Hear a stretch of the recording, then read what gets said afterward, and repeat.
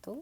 Kembali lagi kita belajar terkait dengan implementasi fungsi linier maupun non-linier. Dalam hal ini saya akan membahas implementasi dalam ekonomi, yaitu terkait dengan fungsi konsumsi dan tabungan.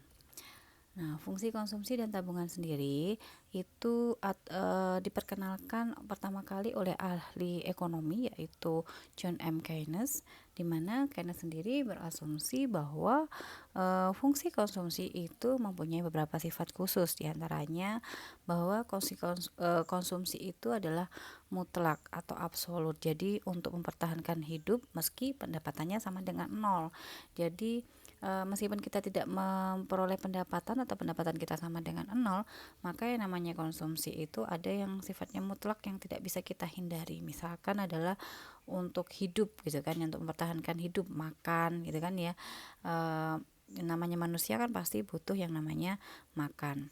Kemudian asumsi yang kedua misalkan yaitu yang berhubungan dengan pendapatan yang dapat dibelanjakan atau disposable income, di mana C itu akan sama dengan FD atau fungsi YD seperti itu. Jika pendapatan yang siap dibelanjakan meningkat, maka konsumsi pun juga akan meningkat walaupun dalam jumlah yang lebih sedikit seperti itu. Ini ya. Jika pendapatan meningkat, konsumsi juga meningkat walaupun jumlahnya lebih sedikit. Jika perubahan pendapatan atau delta YD di sini merupakan perubahan kenaikan pendapatan yang siap dibelanjakan dan delta C adalah perubahan konsumsi, maka biasanya akan bernilai positif. Nah, ini oke, gini ya. Jadi akan bernilai positif. Artinya apa?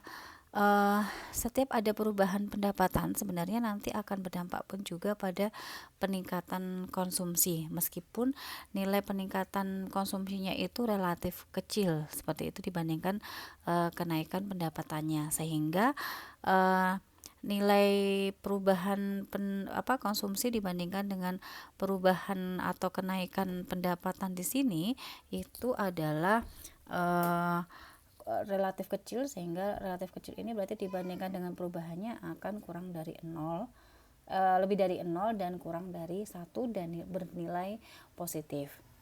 Proporsi kenaikan pendapatan yang siap dibelanjakan untuk konsumsi adalah konstan, di mana proporsi itu disebut sebagai kecenderungan konsumsi marginal atau yang biasa kita sebut ada marginal propensity to consume atau MPC. Nah, ini berdasarkan 4 asumsi di atas, maka fungsi konsumsi yang kita ketahui adalah C ini adalah konsumsi sama dengan A plus B YD. A itu adalah konsumsi dasar tertentu yang tidak tergantung pada pendapatan tadi ya, yang mutlak konstan gitu kan, artinya meskipun kita tidak punya pendapatan, maka konsumsi ini tetap akan dikeluarkan kan ya, akan kita untuk memenuhi kebutuhan hidup tadi. Kemudian B di sini adalah kecenderungan konsumsi marginalnya. Jadi kecenderungannya tadi. Kemudian YD sendiri merupakan pendapatan yang dapat dibelanjakan. Jadi fungsi konsumsi itu terdiri dari A plus B YD. Kemudian jika fungsi pendapatan itu adalah Y sama dengan C plus S, jadi kalau seperti ini kita asumsinya bahwa setelah dilakukan konsumsi masih ada sisa, di mana sisa pendapatan itu masih bisa digunakan untuk saving. Tapi ketika keseimbangan pendapatan terjadi, kalau keseimbangan pendapatan itu berarti terjadi ketika Y itu sama dengan C. Kalau seperti ini itu artinya bahwa pendapatan itu selain digunakan konsumsi masih bisa digunakan untuk saving atau tabungan. Sehingga pada saat ini Y-nya menjadi sama dengan C plus S, maka kita substitusikan persamaannya ke dalam C sama dengan A plus BYD, sehingga menjadi Y sama dengan C-nya kita ganti dengan yang ini ya kan, maka A plus BYD plus S. Nah, S-nya kita pindahkan ruas ke kiri, Y-nya kita pindah ruaskan ke kanan. Sebenarnya kan kalau ini pindah ke kiri kan minus, ini pun juga minus, tapi kemudian kita kalikan min 1. Jadi kan gini sebenarnya. Sebelum ke sini itu nih ya. Jadi kalau kita pindahkan S-nya, min S sama dengan min Y, terus plus ini kan A plus B YD. Kemudian ini kedua ruas kita kalikan dengan min 1 sehingga jadikan positif ya. Sehingga di sini jadi S sama dengan Y min A plus BYD. Nah, dari sini kalau kita keluarkan kurungnya ini, maka S sama dengan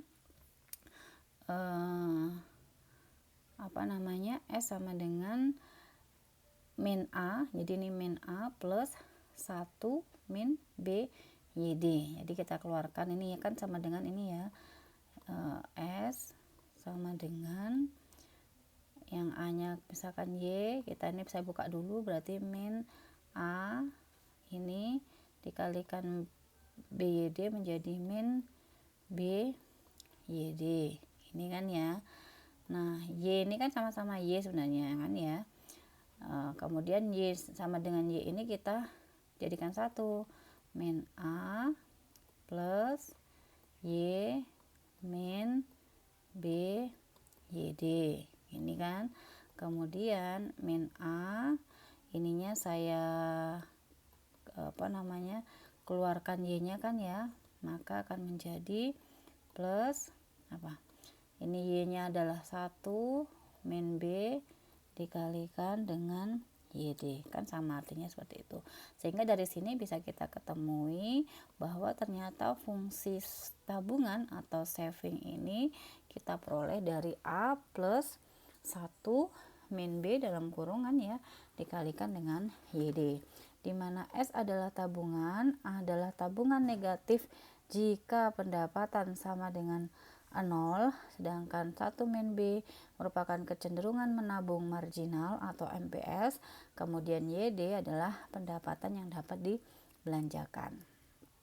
Sehingga kalau kita gambarkan ke dalam suatu grafik fungsi C, ke C itu ketika C sama dengan Y, sini ya keseimbangan pendapatan itu terjadi pada saat C sama dengan Y, maka ketika tidak ada pendapatan harusnya maka konsumsi juga akan sama dengan 0. Ketika pendapatannya naik, jadi Y ada di sini ya, Y dan C dan S di sini, konsumsi dan saving ada di sumbu vertikal, sedangkan Y ada di sumbu horizontal. Jadi Y di sini bukan Y yang kita biasanya gunakan di X Y ya. Y di sini yang dimaksud adalah pendapatan, kalau yang di sini konsumsi dan saving. Jadi diingat, ini adalah fungsi gambar dari fungsi konsumsi atau C sama dengan Y, sedangkan di sini adalah ketika gambar konsumsi itu fungsi konsumsi itu C sama dengan A plus B YD. Jadi di sini adalah menunjukkan keseimbangan pendapatan. Keseimbangan pendapatan itu adalah jumlah pendapatan akan sama dengan jumlah konsumsi. Sedangkan di sini adalah fungsi konsumsi, di mana di dalam konsumsi itu sendiri ada konsumsi mutlak kan ya, dan ada kecenderungan untuk konsumsi untuk membelanjakan pendapatan itu sendiri. Seperti itu, sehingga ketika kita gambar nanti akan ketemu titik temu antara keseimbangan pendapatan di mana C sama dengan Y dengan fungsi konsumsi itu sendiri. Di sini ini ya titik temunya, yaitu ada di sini QE-nya. Kemudian nanti keseimbangannya di sini titiknya, kemudian yang berada di atas perpotongan inilah yang menjadi kemampuan savingnya, sedangkan di sini berarti yang di bawah dari titik ini yang kita akses ini merupakan di savingnya, seperti itu. Sekarang kita masuk ke contoh.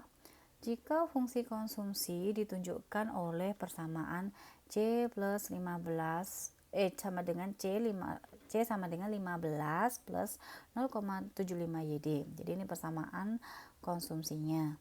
pendapatan yang dapat dibelanjakan atau disposable income adalah 30 miliar. Berarti 30 miliar ini sebenarnya adalah YD-nya ya. Jadi ini C, ini adalah YD-nya.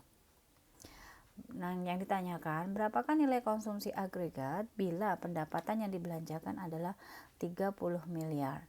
Berapa besar keseimbangan pendapatan nasional dan gambarkan fungsi konsumsi dan tabungan secara bersama-sama. Mari kita selesaikan bersama. Jadi begini penyelesaiannya.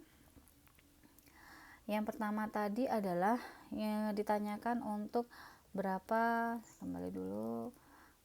nilai konsumsi agregat bila pendapatan yang dibelanjakan adalah 30. Jadi berapa? Karena yang kita ketahui tadi adalah YD sama dengan 30 miliar, jadi yang akan dibelanjakan pendapatannya adalah 30 miliar. Pendapat 30 miliar ini yang akan dibelanjakan, ya kan? Sedangkan fungsi konsumsi yang kita ketahui di soal tadi adalah C sama dengan 15 plus 0,75 YD, sehingga tinggal kita masukkan saja. Berarti berapa jumlah konsumsinya ketika yang dibelanjakan adalah 30 miliar, maka fungsi konsumsinya atau nilai konsumsinya akan menjadi 15 plus 0,75, YD-nya kita ganti dengan 30, sehingga ketemu bahwa nilai konsumsinya adalah 37,5 miliar. Seperti itu. Yang berikutnya yang ditanyakan adalah berapa keseimbangan pendapatan nasional. Yang B tadi pertanyaannya adalah berapa besar keseimbangan pendapatan nasional. Nah, ini ya. Keseimbangan pendapatan nasional. Jadi kita harus mencari nilai S-nya dulu. Ya, jadi ketika keseimbangan pendapatan itu terjadi ketika S-nya adalah sama dengan 0. Saya tadi bilangnya C sama dengan Y ya di awal, mohon maaf koreksinya. Jadi di sini kan keseimbangan pendapatan nasional itu terjadi ketika S sama dengan 0. Sebenarnya sama dengan yang saya sampaikan tadi ketika C sama dengan Y. Kenapa? Karena kalau kita lihat persamaannya tadi kan Y itu kan sama dengan C plus S, gini kan ya. Nah, artinya keseimbangan pendapatan nasional itu terjadi adalah ketika S-nya sama dengan 0.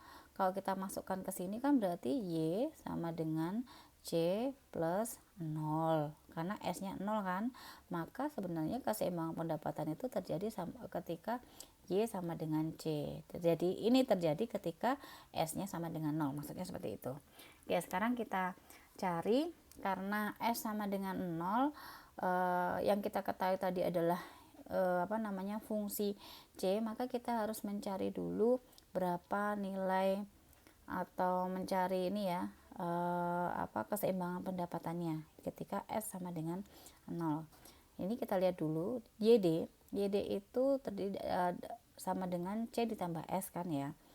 S sama dengan Y min C, ya kan, karena tadi ya fungsi yang saya rubah tadi, saya jelaskan di awal bahwa S sendiri merupakan Y min C. Nilai C-nya ini kita ganti dengan fungsi ini kan ya. Fungsi C-nya kan ini. Nah, ini kita masukkan ke sini. YD di sini adalah Y di sini ya. Y ini YD min berapa? 15 plus 0,75 YD. Ini harusnya ada tutup kurungnya dulu. Karena kenapa kalau tidak tutup kurung nanti akan salah pada saat mengalihkan, sehingga kita keluarkan akan menjadi sama dengan min 15 YD. Jadi ini ya saya tulis di sini S sama dengan Y min C, ya kan. Ini dapatnya dari sini kan ya. Nah, sekarang S sama dengan Y, C-nya di sini fungsinya adalah 15 plus 0,75 YD. Ini kan ya. Nah, ini tutup kurung. Nah, ini yang ke berikutnya, S-nya berarti fungsi S-nya adalah sama dengan Y, ini kan sama dengan Y di sini kan maksudnya sama dengan YD ya. Min, kita buka kurungnya kan menjadi min 15, kemudian ini kita kali menjadi min 0,75 YD, ini kan ya, sehingga S sama dengan min 15 nya saya kasih ke depan, ini ditambah YD min 0,75 YD. Nah yang ini saya ubah bentuknya menjadi min 15 plus 1 min 0,75 YD. Jadi ini sama artinya dengan yang di atas ini. Ya, ini sama dengan yang ini. Itu kan. Nah, sekarang sudah kita ketemukan ini adalah fungsi savingnya, ya kan. Sedangkan tadi kita ketahui bahwa keseimbangan pendapatan itu terjadi ketika S sama dengan 0. Maka ini kita masukkan ke sini, berarti 0 sama dengan min 15 plus 1 min 0,75, ini kan ya, YD. Ini ya, berarti ini yang kita selesaikan. Kalau kita pindah ruas menjadi berapa? Ya, ini berarti kalau kita selesaikan menjadi 0 sama dengan, ini kan tadi 1 min 0, 1 min 0,75 kan sama dengan 0,25, berarti min 15 plus 0,25 YD, ini kan ya. Baru kita pindah ruas, 15 sama dengan 0,25 YD, ini kan, sehingga YD sendiri adalah dari 15 dibagi 0,25, sehingga ketemulah nilai 60 miliar. Sehingga keseimbangan pendapatan itu terjadi ketika S sama dengan 0 atau nilai pendapatannya adalah sama dengan 60 miliar. Seperti itu implementasi fungsi linear dalam konsumsi dan saving ya. Kemudian nah ini kalau kita gambarkan, sini tadi karena sudah saya gunakan untuk ini, saya hapus dulu. Jadi gambarnya menjadi saya hapus dulu. Oke. Jadi kita gambarkan di sini, cara menggambar grafiknya adalah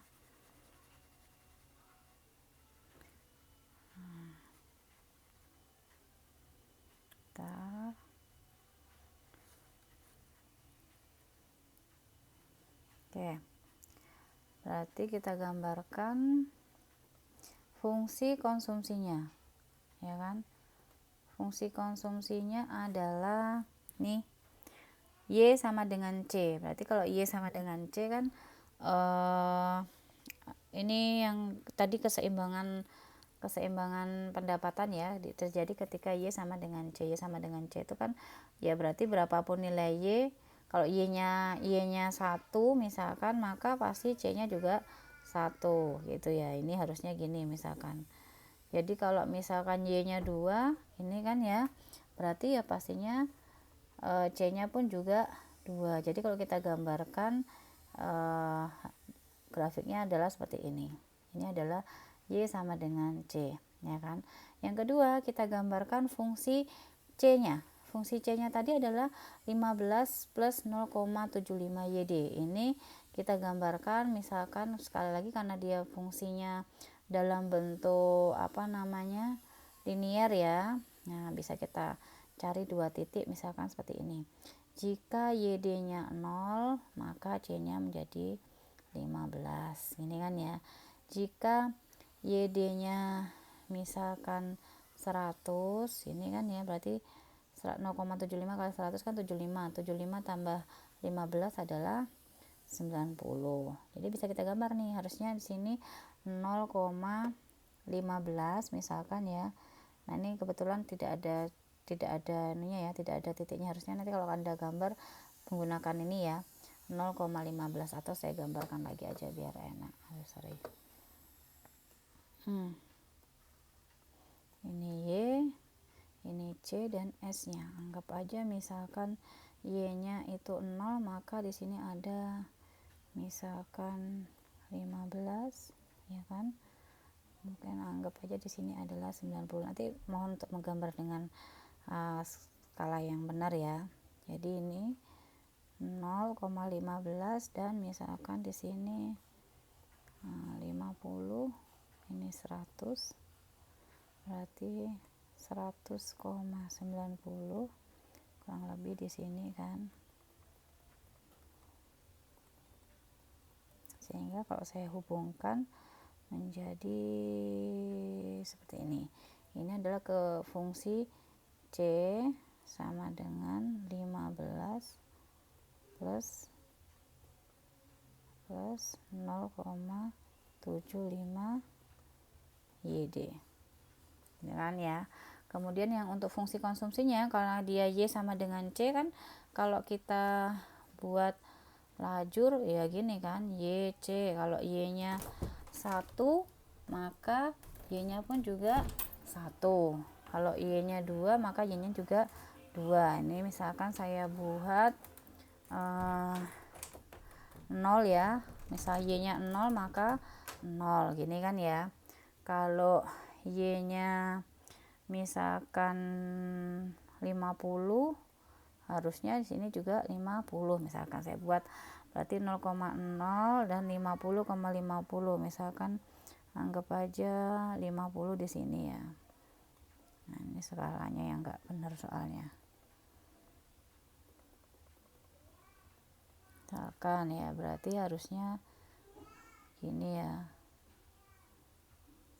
Salah, ini harusnya di sini nih. Kita hubungkan misalkan di sini ya.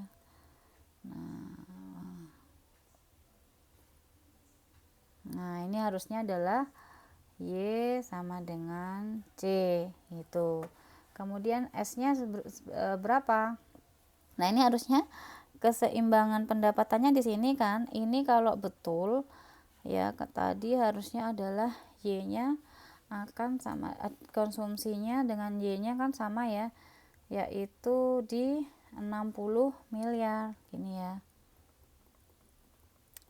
Y-nya 60 dan C-nya pun juga 60. Ini harusnya sama nih, 60. Di sini juga 60 gitu ya. Ini adalah keseimbangan pendapatannya. Kita taunya keseimbangan pendapatan dari mana? Tadi kan kita pada saat kita masukkan ke fungsi S-nya, kita ketemu fungsi S-nya kan ini nih. Ini fungsi S-nya, ya kan? Kemudian kita masukkan S-nya sama dengan 0, maka ketemu YD-nya adalah 60. Nah, ya kan? Sedangkan tadi kan ketika S-nya sama dengan 0, maka Y sama dengan C plus S kan ya. S-nya 0, maka Y-nya harus sama dengan C gitu kan ya. Nah, sekarang kita masukkan ke C nilai Y-nya ini. Kalau misalkan kita ganti 60, ternyata nilai C-nya pun juga sama, yaitu 60. Jadi kan sama, Y-nya 60, maka nilai C-nya pun juga 60 gitu kan ya. Nah, itu adalah terjadi keseimbangan pendapatannya. Nah, sekarang untuk fungsi savingnya. Fungsi savingnya tadi adalah min 15 plus 0,5 YD. Ini kan ya. Nah, ini kalau kita gambarkan, kita bikin lagi ya. Apa namanya? Kita gambarkan ke grafiknya. Berarti ini ini ya.